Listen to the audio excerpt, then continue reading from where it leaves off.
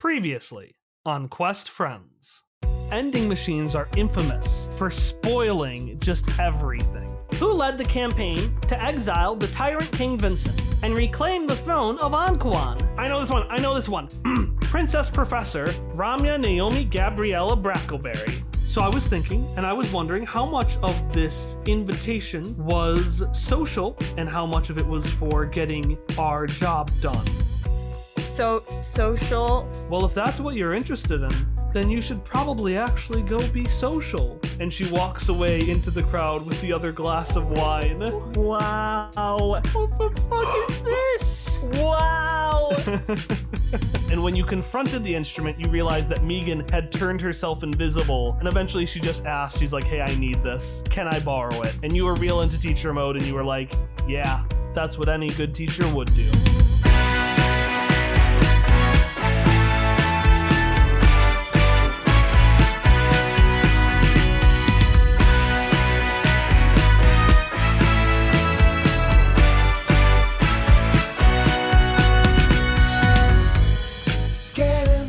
Listened to my audio before we started, and I can tell that my voice sounds completely different this morning. It's gonna be a fun episode, is what I'm saying. Did you drink water? I did. Good.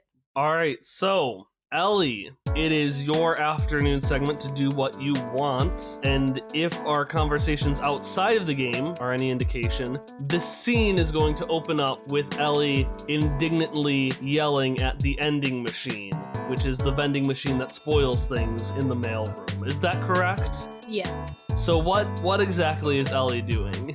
Well, so she had already gotten stuff from the ending machine, but we skipped it. Yeah. So is she back at the ending machine? She's back. We're gonna say, okay. And we just come up for a reason why the gambit didn't work the first time. Can I still see Ray after this? Yeah, yes. Okay, I'm just making sure. This is meant to be a 2-minute scene. We don't need to have this interrogation beforehand. It's okay. It's Ray. It's too early. I need you not to spoil random books. I don't care about random books. I don't care about young adult novels. I want you to spoil. But secretly at the end of Don't Cry Witch, you find out that Mandy all along was... You suck! Spoil my story about the Jagged Dream. Spoil who Ezra is. Don't say Ezra. It's damn fine investigative work, Kyle. I've got it. I figured it out. We're gonna go fourth wall for a second. I just gotta do some math. Oh. Okay, so let's see. So that's... This could be decidedly unhelpful. That's... I'll probably regret asking. So, that's... let's see. Alright, and the vending machine responds... Well, in episode 48 of The Adventures of the Quest Friends, it is revealed that Ezra was all along the friends we made along the way.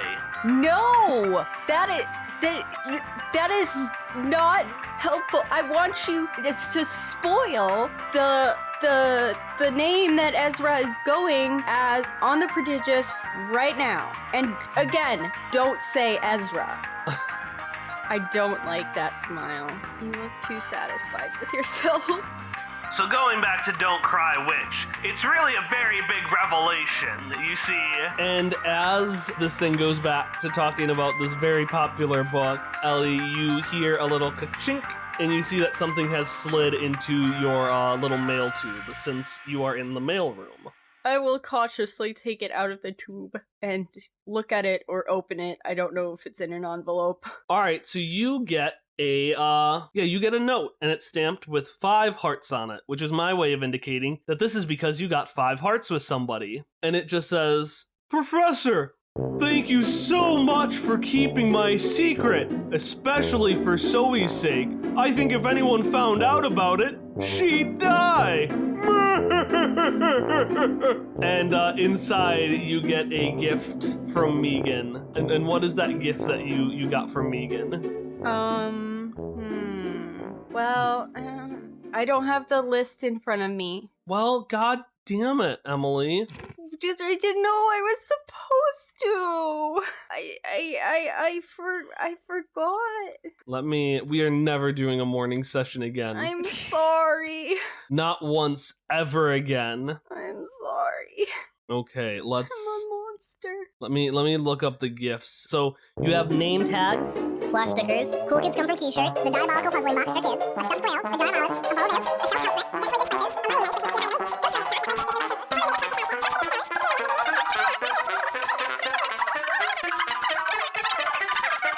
and then the keg stand. I would like the stuffed quail. What kind of quail are we talking about here? A killer quail. Is killer spelled with a Q?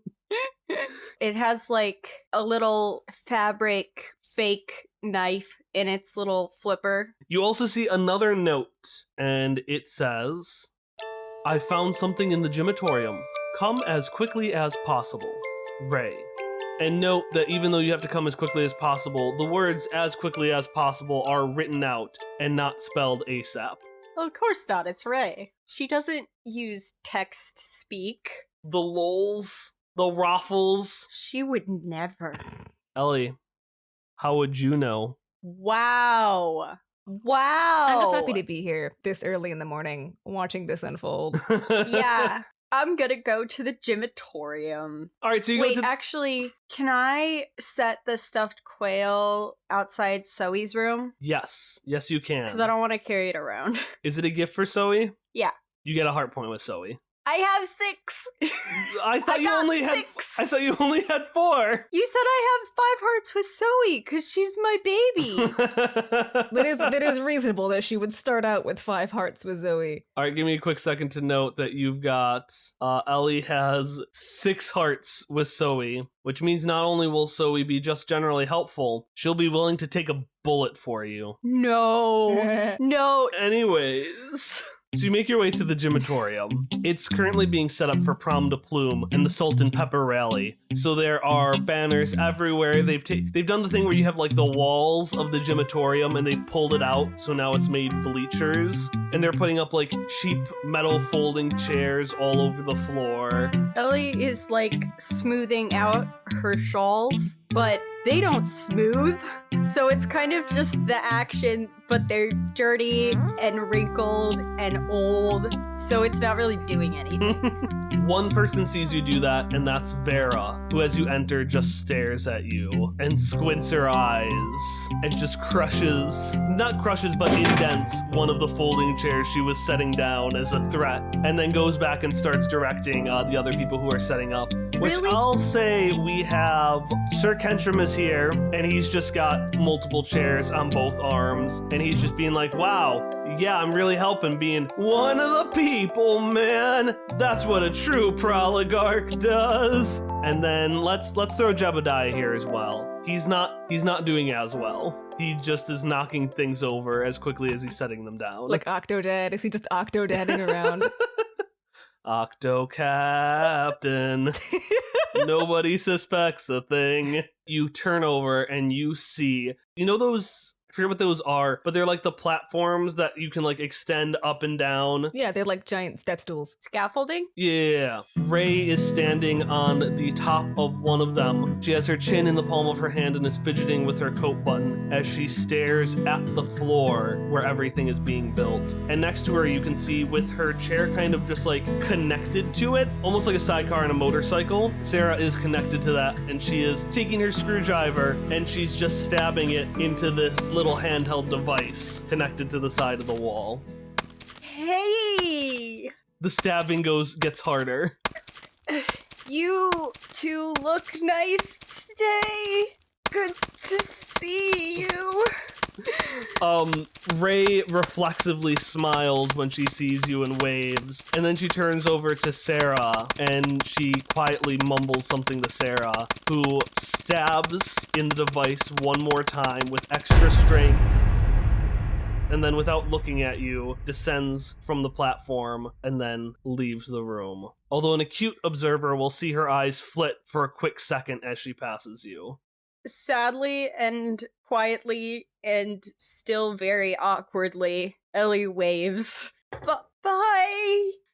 No. Again, just happy to be here.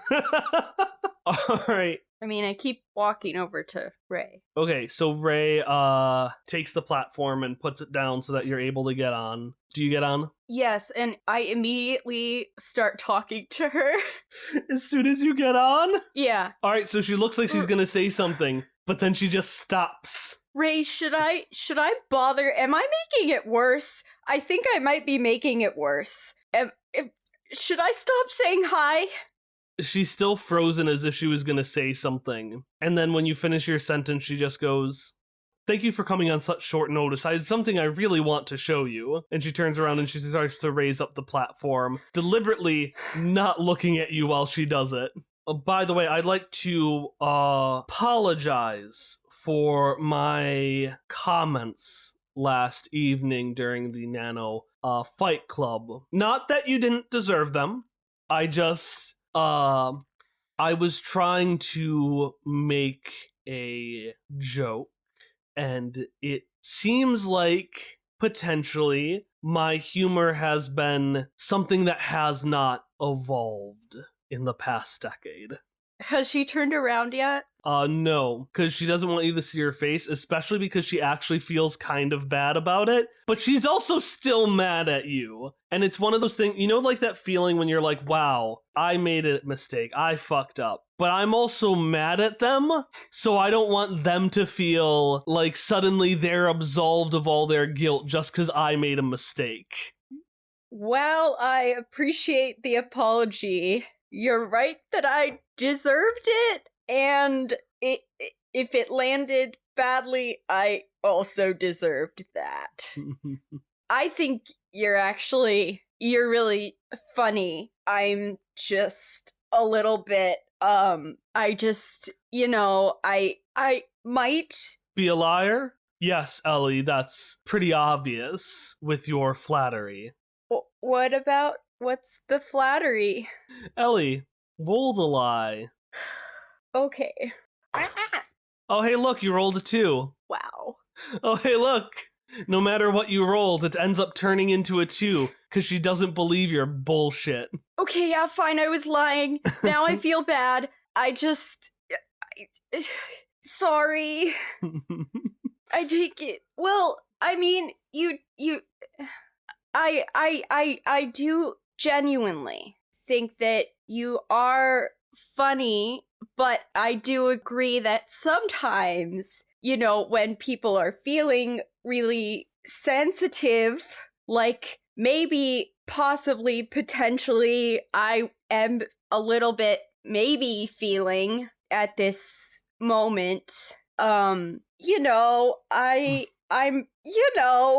Ray has just been smiling this whole time, tickled by all of your waffling, and she considers very deliberately what she's gonna say. And then she just responds, trying very hard not to laugh as she does. You know, Elee, I don't think I understand. Could you please elaborate? Panic flashes across Ellie's face. Well, what I mean, is just that, you know, for people who do sometimes... And Ray just turns over and decides, all right, it's time to start getting to work. And she says, hey, Elee, do you remember the dance that Willie Wiles ran? Do I? Yes, Willie Wiles, who I'm just going to make a note here. Also known as Free Willy. Willie Wiles, also known as Free Willy, was a pretty reckless purveyor of, let's call them weapons, an illicit purveyor of weapons in the Beyond, who Ray had tried to establish connections with for the upcoming coup.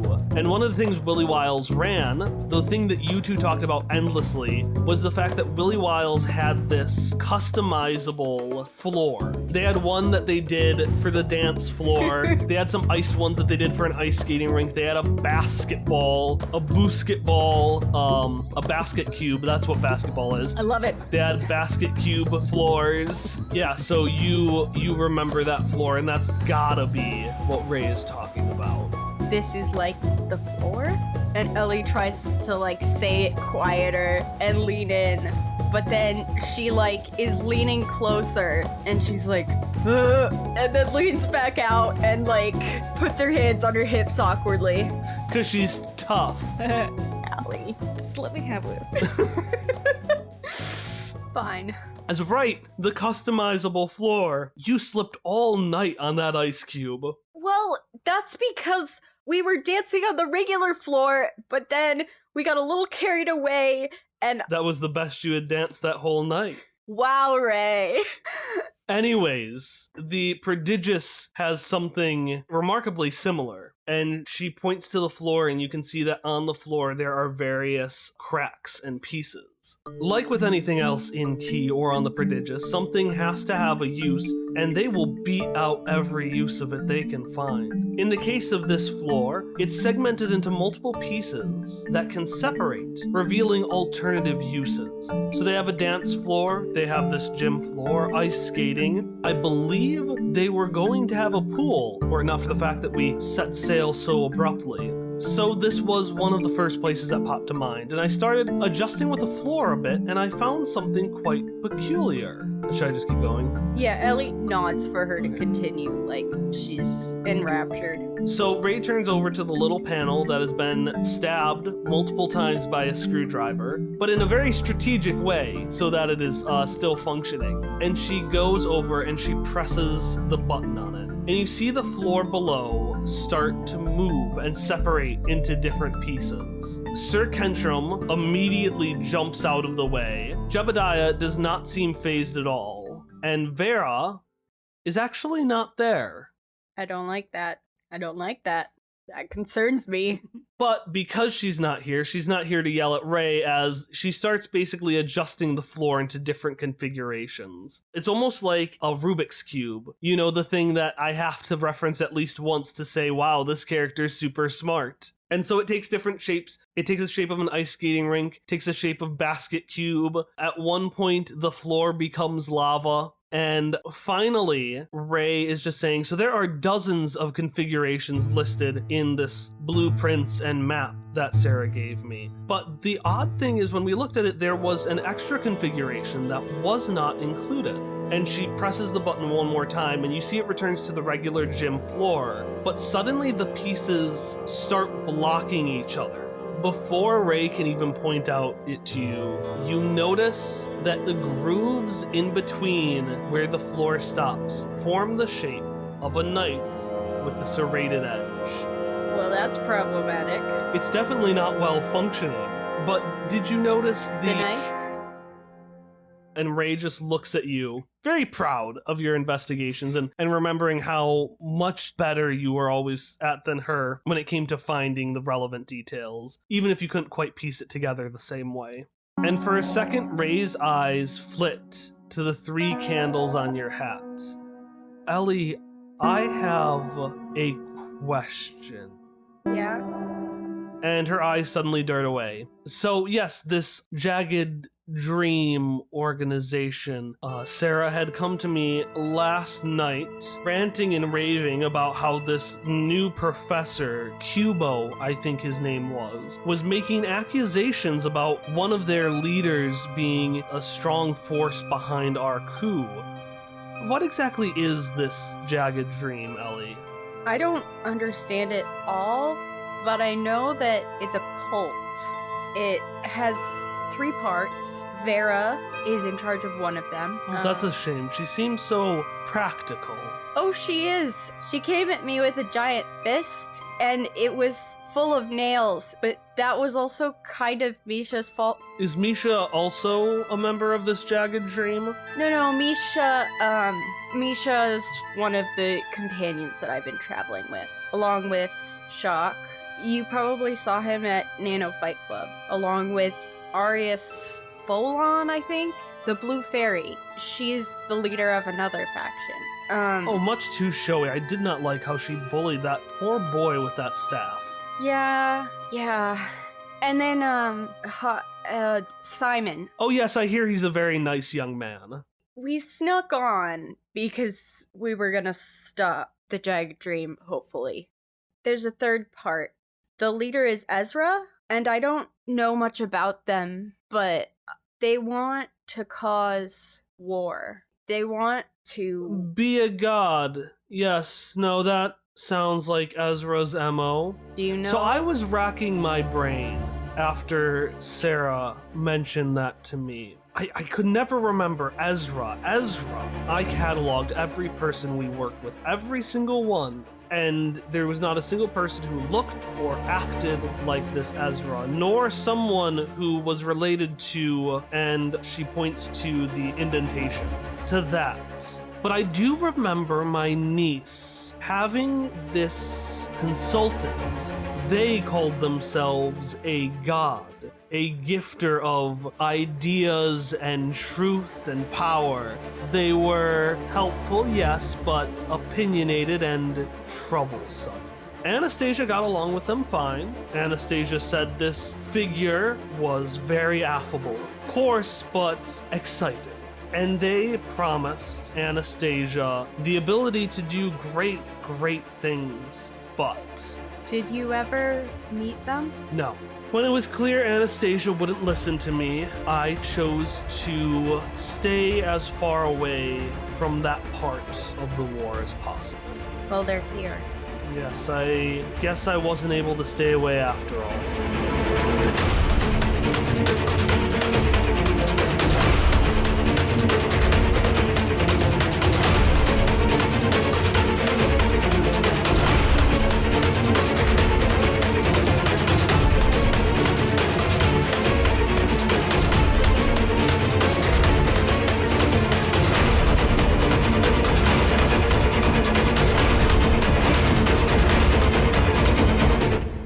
Hello and welcome to episode 48 of Quest Friends, Crime and Courtship, part 13. I am Kyle, your GM, and our intro and outro song are Friends and Hitoshio, both by Miracle of Sound. I've got just one announcement for you today, but before we get to that, I just want to take a moment to thank everyone who participated in our Shock and Misha Patreon sticker bonus. As of recording, it's just a few days before I actually mail out those stickers, and it's just been a few days since we actually hit our first Patreon subscriber goal. So thanks to folks supporting us, not only do we have more support, but now everybody who subscribed to us is either going to get a digital or at higher tiers, a physical bundle of postcards based on locations from our podcast, or at least the ones that aren't owned by Monty Cook Games. So I just want to take a second to thank everyone who was involved in that. Having that support via Patreon has just been so helpful.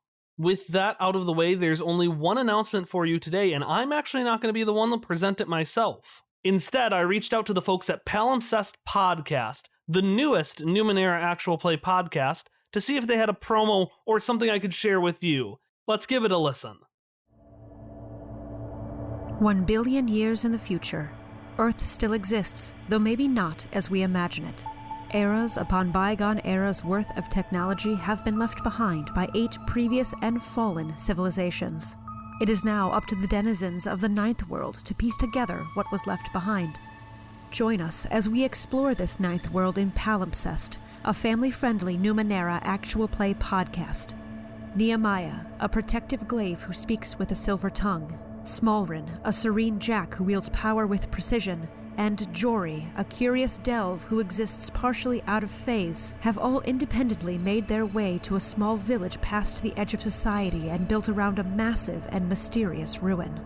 We hope you listen along as we bring you theatrically presented episodes of their adventures in Palimpsest, a ghost-like media production available at palimpsestcast.com or on your favorite podcatcher. If that sounds interesting to you, you can check out Palimpsest Podcast at palimpsestcast.com. That's PALIMPSESTCAST.com. And for those of you who did not have a paper and pen ready when I started spelling, you can check out a link to their show in the show notes. That's all I've got for you today. I hope you enjoy the rest of the episode we've got for you, and I will talk to you again on our next episode on Monday, November 18th.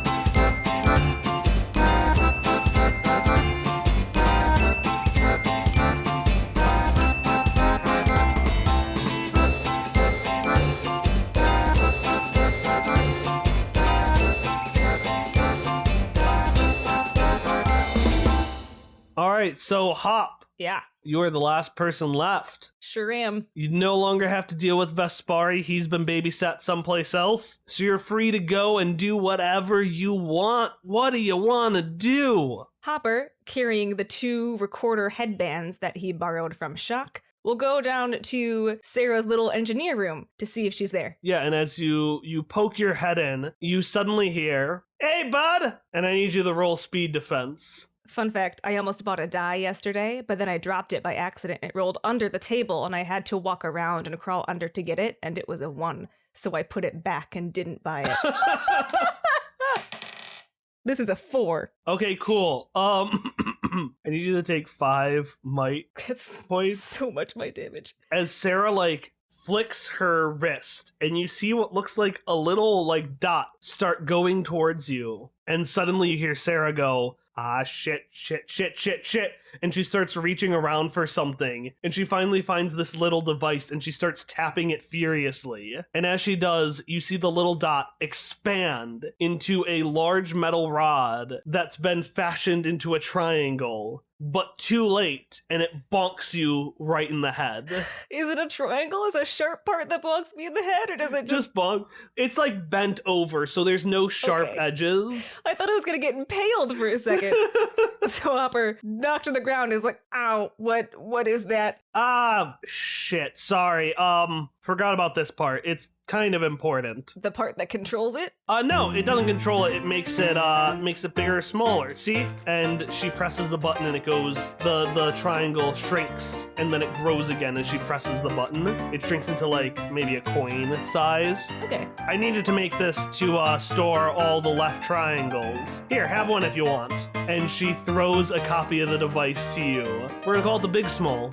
Small big. The size bigger. I don't know what to call it. But it's gonna be something that you can attach to any item and you can shrink it down to pocket size. It's amazing and I want it. I want to specify, I forgot, but I wanted to trade in my book with Zoe. I had my book on, I think it was another one of her YA novels, but I want a book on the Great Triangle Exodus of the Seventh World because it is bullshit that he doesn't know about that.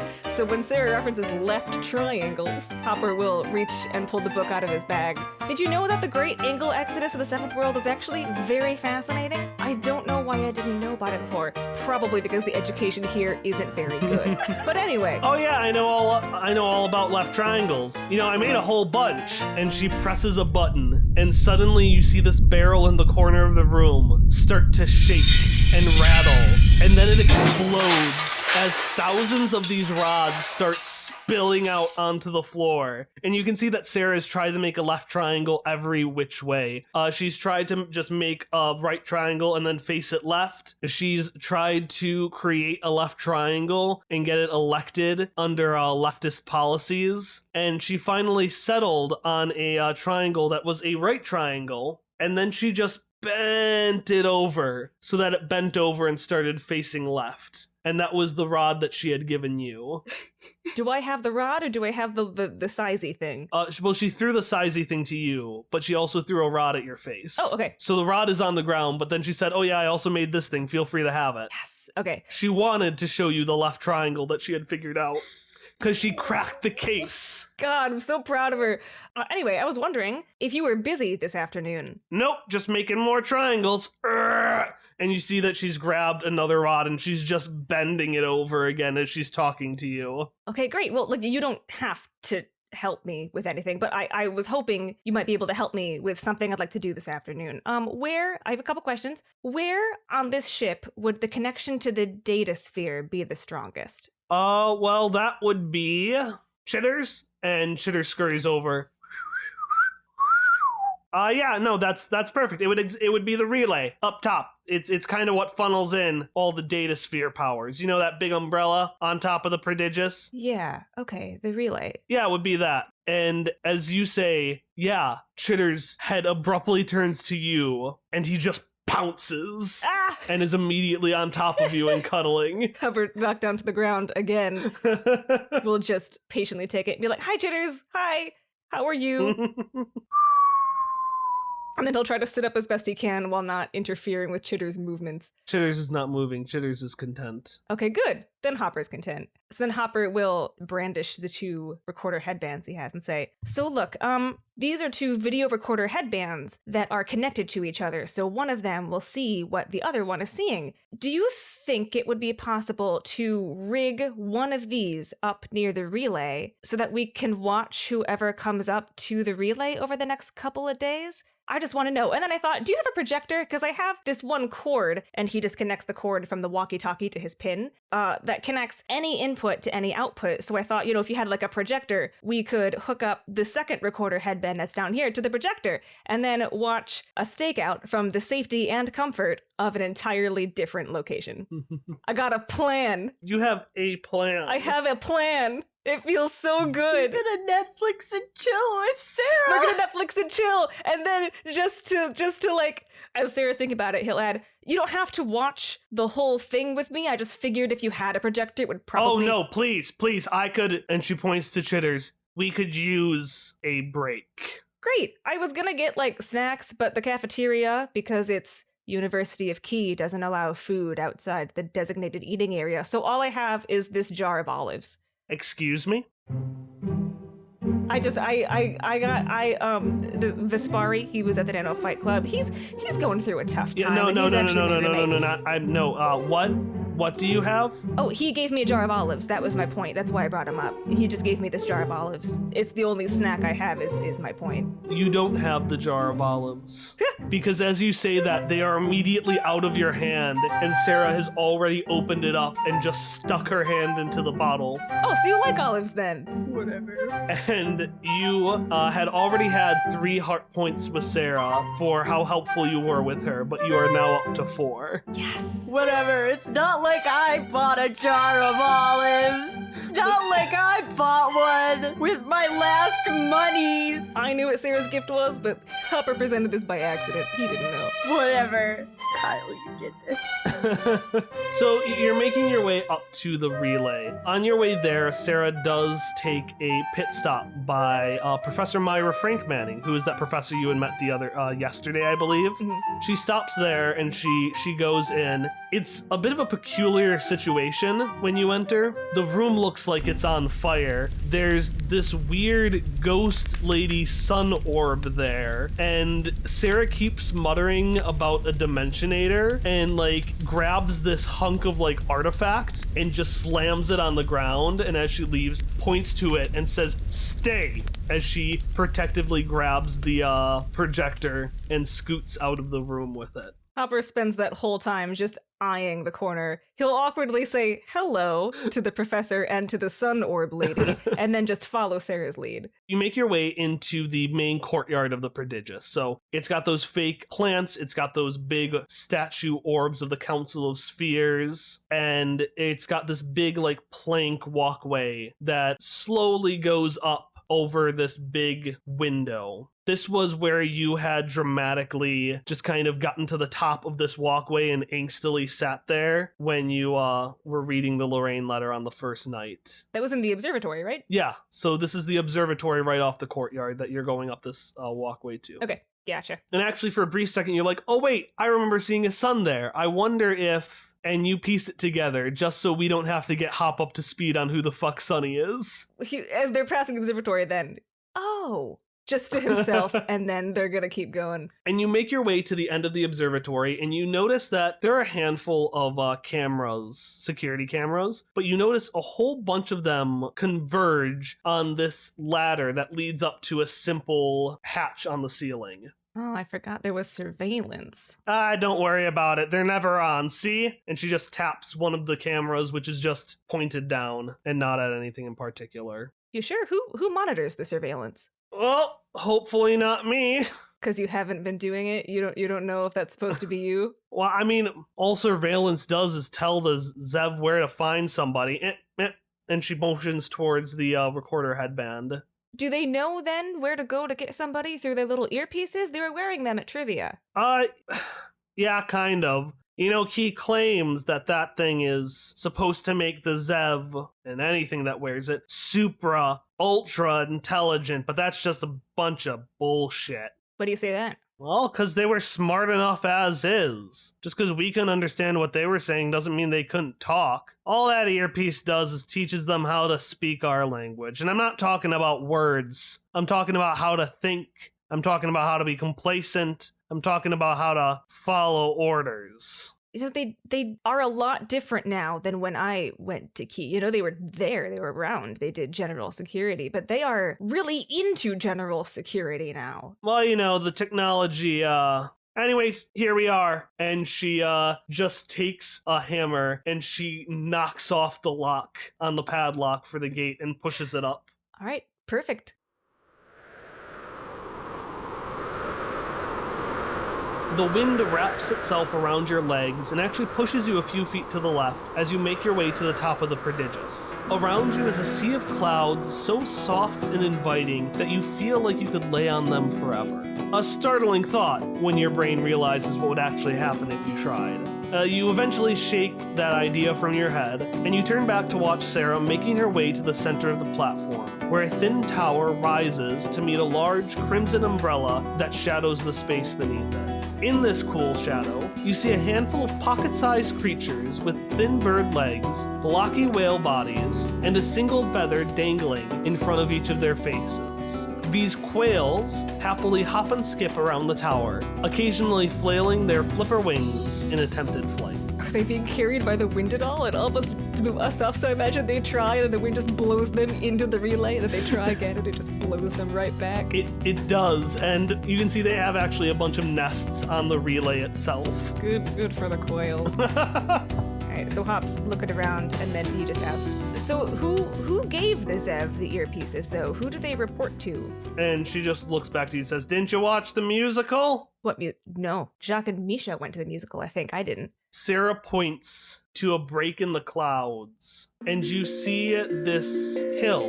It looks almost like Stonehenge if the rocks that were the tall towers were thicker and wider and were almost drilled into, as if they were making various caverns that went deep beneath this hill. Mm-hmm. So that's Zev Garden. That's where this guy Calaval, yeah, he was a trivia question. Yeah, no, that guy, that was where he found and domesticated, and you can't see my air quotes, but I'm air quoting so hard right now, the Zev, and turned them from these ferocious, feral animals into, the cute, cuddly things we know them as today. Anyways, I don't know who they listen to now, and she looks at the gardens, which you can't see them very well from a distance, but they look heartbreakingly empty. Hopper will look that way for perhaps a few moments too long, losing himself in the sad sight, and then he'll shake himself out of it and go, Relay, so I just want to know who normally comes up here? Is it anyone's duty to come up here? Like, is there anyone who it wouldn't be weird for to come up here? Sarah just points to herself and goes, and clicks her tongue. Okay, yeah, that figures. You're the engineer. How long have you been working on this ship? The ship? How long have we been on it? I mean, but was there any prep work that you did for the ship? Did you set up the relay, for instance? Oh, no, the damn thing didn't work until a week ago. This thing wasn't supposed to fly, and then suddenly, the whole ship just starts working out of the blue. And then we're gonna start flying in the air without any prep. Need I remind you about the bomb that is the engine? I actually meant to come up here, because, the data sphere controls everything in the prodigious, so maybe it can explain to me why the engine's a piece of garbage. That would be good to know. So, could the relay be used to power anything besides the ship? Well, yeah, if it's hooked up to it. And you can see that she's just duct-taped the recorder headband to the side of this tower. Perfectly fine. So then Hopper will ask, did you know anyone on the ship before you started working here? Like the captain or any of the passengers? Well, I mean, I knew the professors, but that's pretty much it. Did you really pin Professor Goldstone, on a seat? Yes, I did do that. Deserved it. Thank you. He did deserve it. By the way, I was wondering, what was that whole vigilante thing you had going on there? That sounds cool. What, in college? Putting pins on people's seats? Well, not like that, what is it? Hopper Scotch book thief. Oh. Sounds like one of those books that Zoe would have given me. And she just says in like this, wow, what a cool book mash, and like just Hopperscotch rises again, back to reclaim his vengeance against the school that had betrayed him so horribly. Is she saying these words? She is. She's into like the idea of like she's writing the back of a book now. Okay. She's really gotten into the books that Zoe has given her. Hopper will give a little laugh and be like, it's not so much that. I think there's some bad people on this ship, and I think they want to do something bad because they're bad people that could endanger a lot of people. So I don't want that to happen. So I'm gonna try. She's just gonna keep muttering. After years off of the Force, he hasn't returned again. Instead, he's gone as a lone wolf with allies deep within the enemy camp themselves. You don't have to. I'm not a book character. I'm just Simon. In an effort to get Sarah to stop doing this thing that is making Hopper just a little bit uncomfortable. Like, so how do you know Zoe? Oh yeah, she's in my mom's class. Oh. Yeah, very sweet girl. She is. Don't know where she got it from. What do you mean? So she says you had an arch nemesis? That's cool. That's nifty. Hopper like freezes. What did Zoe say about that? She didn't actually say much. She couldn't explain much, but she showed me this really cool manuscript written by some historical author. I think their name was Jesse Drew. Wait, is this a new thing that Jesse has written that I don't know about? You're gonna tell me Jesse hasn't written fan fiction? That's what I was trying to double check. That's like, I'm confused. It's absolutely Jesse fan fiction, but Sarah's never met Jesse, so she just thinks this is some author working on a book about your life. So Hopper coming to this conclusion in like mental bursts. Jesse is one of our companions. They're not a historian. What did the work that they wrote say? Honestly, I don't know. I didn't make it that far. It only had like a couple of sentences written. It was talking about how this young boy called Simon had thought he had met this cool new friend, but instead he was gonna meet the woman who would make him Hopperscotch and would become his worst and most fearsome rival. All sounded very interesting. I'm very excited to read the rest. How do they know that? Hopper's like a little afraid right now. He like doesn't understand how Jesse knows this and is embarrassed that now Sarah knows this. One of the credits on the book will become to research partners, and you just see Alvin Simon as one of the top research. No! Dad! No! They don't even know he goes by Hopper. They just know Simon. No! Every time I think I'm finally getting over something, a new horrifying fact presents itself. Okay, back to the scene. In the moment, Hopper's just kind of sputtering, trying to think of an explanation. Like, Jesse, that's, it's not true, but it's not, true. Exactly. It's, it doesn't matter. It doesn't matter. Okay, I won't press more. And she starts going back to leave and go to the room where you're going to set up the projector. And Sarah pauses for a second and decides to reveal that she knows a little bit more than she let on. And she just says, you don't gotta bother with someone who doesn't want to bother with you.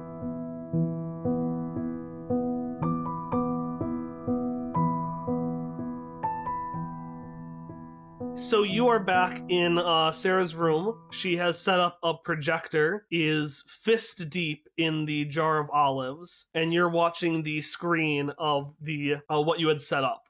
Hopper just kind of sits awkwardly for a little bit. I imagine they haven't really spoken that much since getting back. Has she been carrying on a normal conversation? I mean, she would happily move to a different topic. She wouldn't continue talking about the book because she could tell that that's probably a sore spot. Mm-hmm. But she would have continued asking probably what you had figured out about the left triangles, cursing Cubo every time you mention something, because she considers the left triangle exodus Cubo's fault. Okay. Because he was the one who had talked about it. Not a fan of Cubo is Sarah. Okay. in that case, you'll gesture towards the projector they're now watching in the safety and comfort of a location entirely different from the location they're staking out. They're in Sarah's engine room, right? Yes. So I wouldn't consider that safety and comfort, Okay, but... you have a point, but in relation to staking out a location in the location, it's fun. Because we're not there. My plan is really good. It's a good plan. I'm just not going to say that Sarah's room is potentially safer than any place else. Hop will gesture towards the projector and be like, thanks again for helping me set all this up. Yeah, no problem. It's nice to just hang out for a bit and not, like, end up in a deep, dark well, or... And she thinks to seeing Elee earlier, and her face just snarls. You okay? No. Wait, deep, dark well? When were you in a well? Is that her response? I think so. Okay. What was that? Hey, wait, I think we found someone. I think I see somebody. What's happening? What's happening? Yeah, I want to know. What's happening is you see a figure come out. He is relatively tall with dark hair, and he's holding a present that he slowly opens up. And he looks to his left and to his right, and Inspector Cicelos discreetly removes his mustache disguise before returning to the item that was in the gift box. It's a stuffed quail, and he turns it over and opens up its bottom, and he takes a piece of parchment and he starts sticking it inside of the stuffed quail. Okay. I just keep watching this unfold with rapt attention. Rapt. Like the gift. I'm gonna say he does that, and then he walks away to somewhere off of the camera's point of view. Still holding the Still quail? holding the quail, and he hasn't left yet. He's still up there. Okay.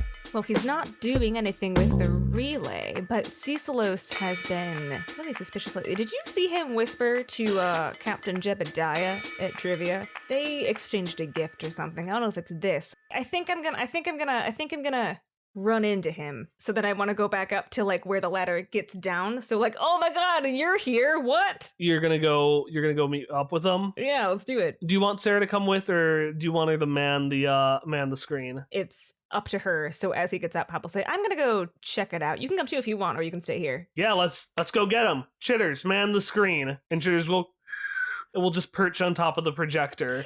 I love it. I love him. So you make your way back up to catch Cicelos. Roll me perception quick. I'm gonna use a different die. Not that that will help me. 7. So you're just sitting there, you're looking at the space, just waiting for Cicelos, as Sarah's just sitting there waiting as well. She's outfitted her chair with this large gloved hand. It's her fighting arm.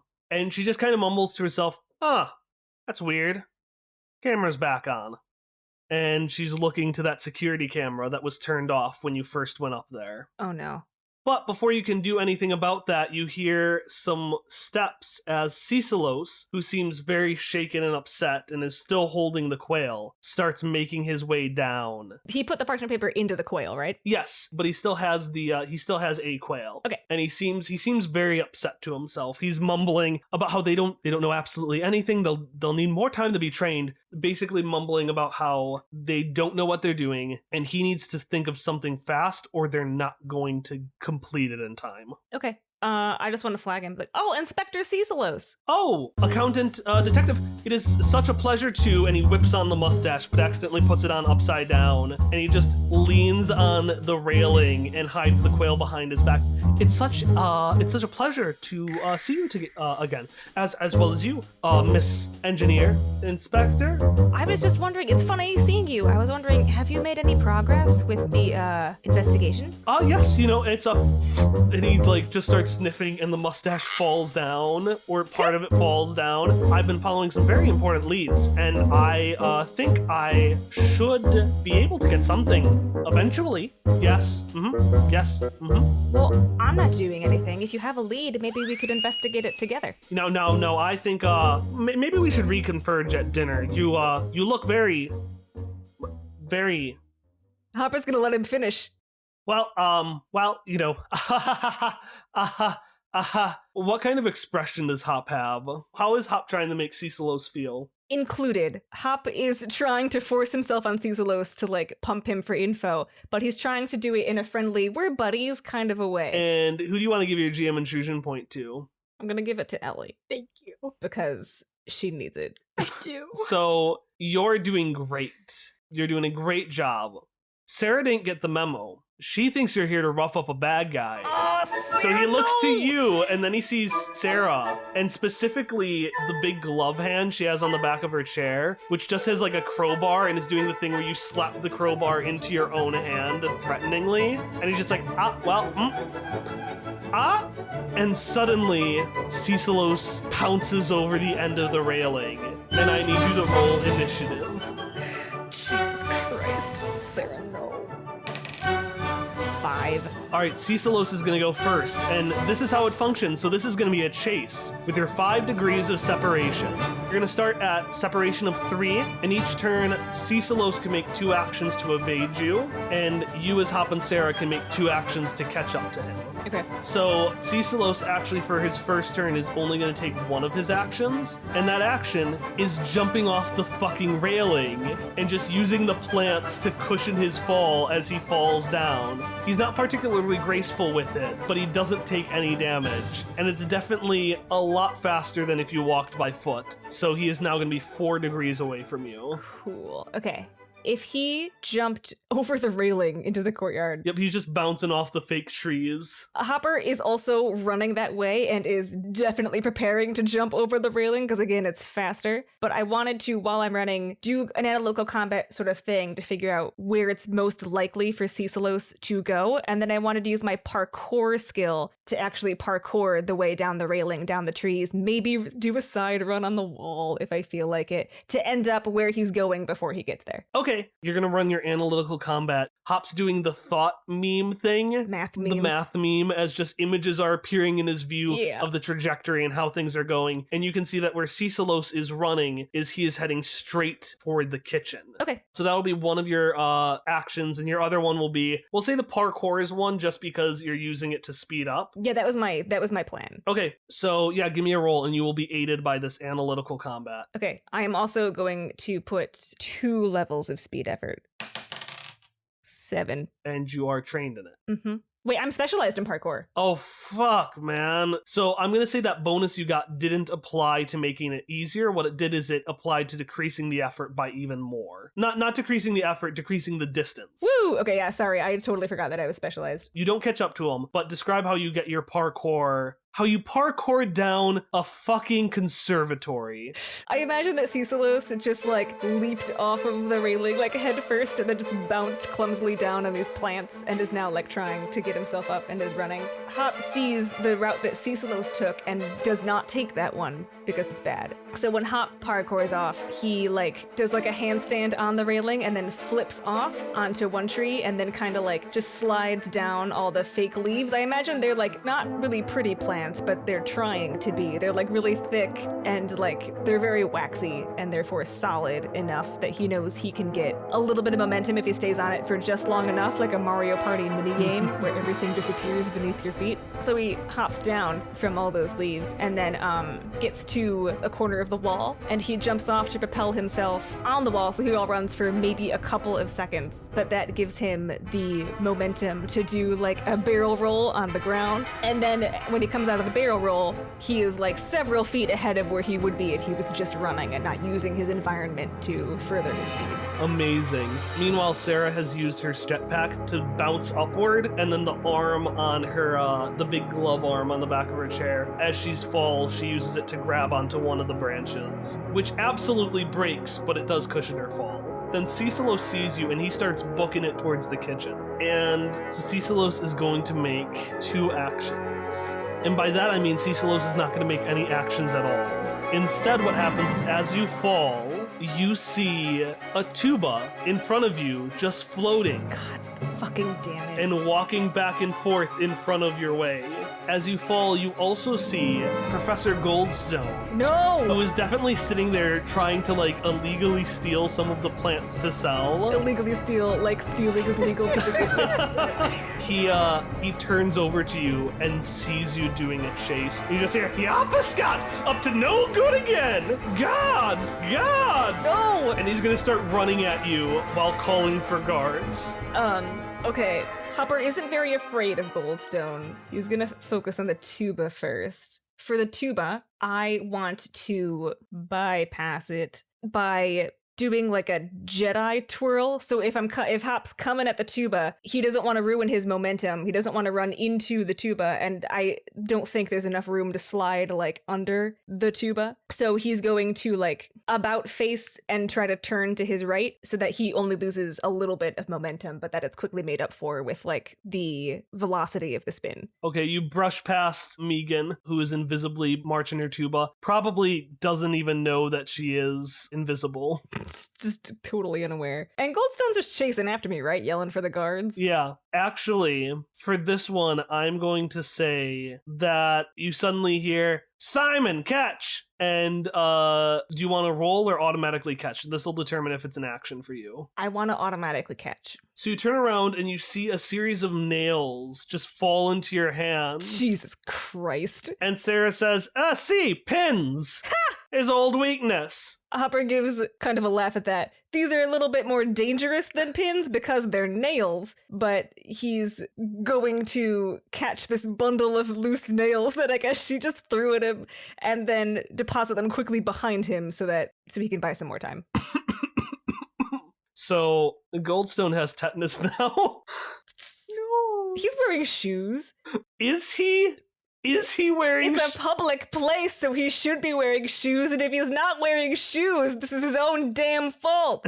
Anyways, so you've you are still at 2 degrees of separation, and you make your way into the cafeteria. And as Cecilos runs, he instinctively smashes the smashed potatoes, which, in addition to just disappointing Shock, who loves those things, are gonna spill out like an oil spill behind him and make the floor slippery for you. Cecilos will also then take off his mustache and put on a ginger mustache. No. And try to hide in the crowd. Oh my god, Cecilos. To get past the potatoes, can I try to surf on my shield through them? Yes. Yes, you can. I would like to throw my shield down like a fucking saucer sled and stand on it and slide through. Yeah, give me a roll for this, because I think this is something that if you do it successfully, like regardless, it'll succeed, but I think this is something that you could argue you go faster if you do it successfully. Yes. Okay, I'm gonna put 2 more levels of speed effort into this. I want to look cool. 12. Describe how you deftly surf on these potatoes and catch Cecilos.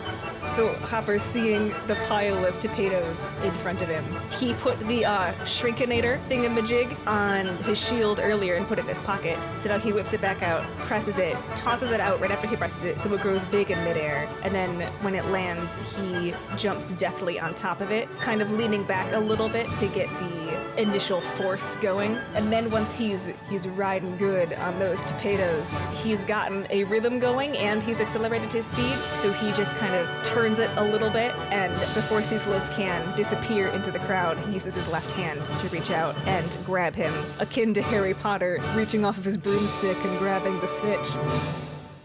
And then, because he's doing so well on his shield, he just kind of coasts it to a stop as soon as the potatoes run out and don't give him that friction anymore, dragging Cecilos behind him a little bit by the back of the jacket so he's not strangling him. Okay, so here's what happens. Hop grabs Cecilos. Cecilos recoils and lets go of his hands. The quail falls down on the ground as you all slide past it. And then the alarm goes off. The cameras in this room are all turned towards you. And you hear and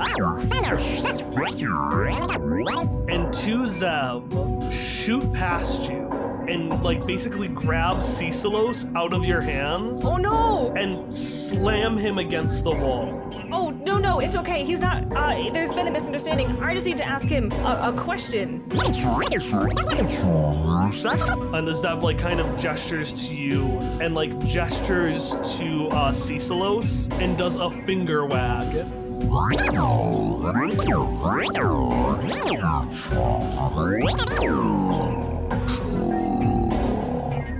I don't know about any of that evidence. No, I wasn't up to anything shenanigan. I just need to send a message. It was just a very important message this time. Please don't take me away anywhere. And the Zev pay him no mind. And Sarah comes in and is like, hey, what's going on? The Zev think the situation is worse than it is, I think. Really thank you for performing your civic duty, but I think that we can take it from here. What is he accused of? This is a bad guy, right? Maybe. I don't know. You can't just take him away because you think he's maybe a bad guy. Bad guy? No, I'm not. I'm not a bad guy. I'm just,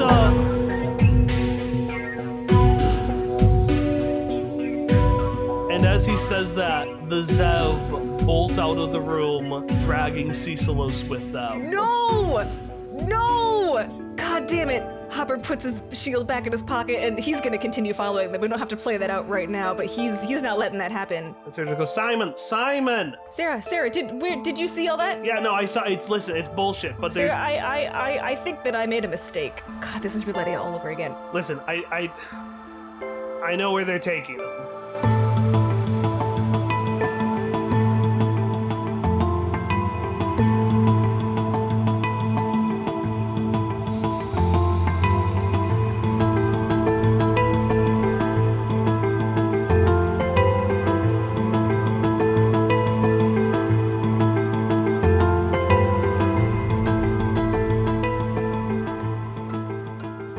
By the way, Elee, I had a difficult time getting my door open this morning. There were a large amount of items there and multiple letters that were all screaming happy birthday as loud as they could at me. It was quite a mess. There was a knife that had cut off a plant that Jen just immediately regrew. I believe it might have been the stuffed quail that did it. And all in all, it was just a very misguided and honestly foolhardy kind of thing to do. You wouldn't happen to know where these came from, did you? No! Don't worry about it, Ray. Well, please let me know if you ever find out who did it, because I would like to thank them. And you get 2 more heart points with Ray. That's so cute.